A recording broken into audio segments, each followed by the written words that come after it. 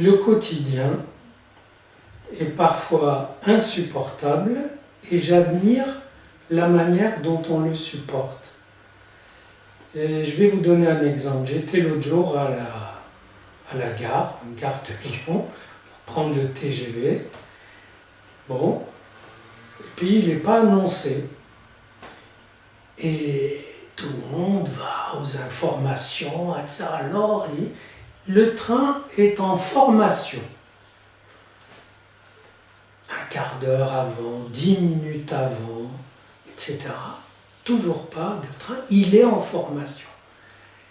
Et puis quand il a été formé, hop, il a été annoncé, la foule s'est précipitée, impossible de passer, et finalement tout le monde s'engouffre, et le train part à l'heure. Et je me suis dit, mais c'est incroyable parce qu'on retrouve à cette petite échelle la même dualité dont je parlais entre ceux qui font pression et puis les autres qui acceptent. Par exemple, la minorité qui veut faire passer une loi ou une position ou prendre un pouvoir. Je vous avais dit, bon, s'ils sont très peu, mais bien décidés, les autres qui ne sont pas méchants, mais qui disent, bon, puisqu'on peut s'en accommoder, allez, on y va. Et là, ils s'en accommodaient, mais en courant, en se compressant, en se stressant, parce qu'il y avait des gens qui n'avaient pas l'air prêts à soutenir cette tension, et finalement, ça passe. Et je me suis dit que on est dans une société quand même où il y a des cohortes de gestionnaires. Vous voyez, après, qui ne font que gérer. Mais gérer quoi? Pas du tout. Gérer essentiellement le bien-être général, enfin, pour que ça se passe au mieux dans ce qui se passe. Pas du tout. Gérer pour l'efficacité des places de pouvoir ou de pression qu'ils occupent. Par exemple, si je vais au Monoprix à côté, eh bien, il peut y avoir une queue énorme et dans le rayon des moins de 10 articles. La queue peut s'allonger indéfiniment, il n'y aura qu'une personne, parce que ça a été mis en place comme ça. Qu'importe, puisque les gens de la queue ne vont pas se mettre à gueuler. Pour se mettre à gueuler, dans le cas de la gare ou dans le cas du Monoprix, il faut être un peu parano ou un peu hystérique. Donc, on vous met dans la posture où, pour ne pas accepter la chose pénible, il faut vous singulariser très négativement. Vous comprenez? Il faut que vous soyez un type bizarre, le type qui gueule dans la queue, etc.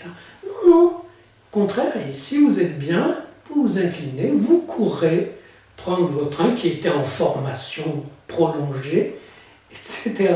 C'est-à-dire que la gestion continue à fonctionner, mais pour le bien-être des places gestionnaires, donc pour l'auto-entretien de la chose. Et pour comble, au retour, je voulais changer le billet, et la dame de la gare, je lui demande est-ce qu'il y a de la place dans tel train, parce que je voulais m'assurer d'abord. Elle dit oui, il y a de la place. Et elle commençait à me faire un autre billet. Je lui dis non, je vous avais dit ça pour un échange. Et elle dit mais vous auriez dû me donner le billet d'abord à échanger. Je vais donc tout refaire. Et là, je me suis dit carrément, je me suis demandé, est-ce qu'on ne leur suggérait pas de rendre les choses compliquées? D'ailleurs, sur les tarifs, ils sont incapables de justifier quoi que ce soit. Et si on ne leur demandait pas de rendre la chose pénible, discutable, fatigante, etc., pour que les gens renoncent. Vous voyez? Et l'autre jour, un ami m'a dit qu'il a eu 2 contredanses à sa voiture à moins d'1 heure d'intervalle pour un stationnement résidentiel. Il est allé au service, au commissariat, qu'il a envoyé au service de la mairie. Le service de la mairie a dit ah oui, c'est pas normal. Et au lieu de lui supprimer l'une des deux qui était injuste, on dit « Ah ben on va vous donner un formulaire et vous allez le remplir pour écrire. » Et il s'est mis à remplir le formulaire et il y avait des pièces qu'il n'avait pas, mais qu'il devait se procurer. Et donc à chaque étape, il m'a dit qu'il avait envie de renoncer.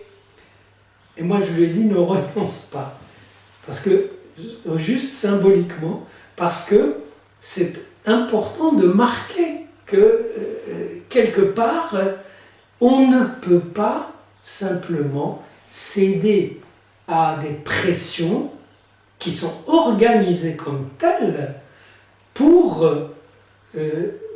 décourager, pour faire... et en réalité, les gens réagissent à cela par de plus en plus d'indifférence. D'indifférence à la chose publique. Ça veut dire que pratiquement, ils ne voient plus l'espace où ils vont pour acheter, pour voyager, etc. Et ça augmente, cet égoïsme érigé en pouvoir, augmente les égoïsmes collectifs et les égoïsmes personnels, mais nombreux, tout simplement parce qu'il faut plus d'égoïsme pour survivre.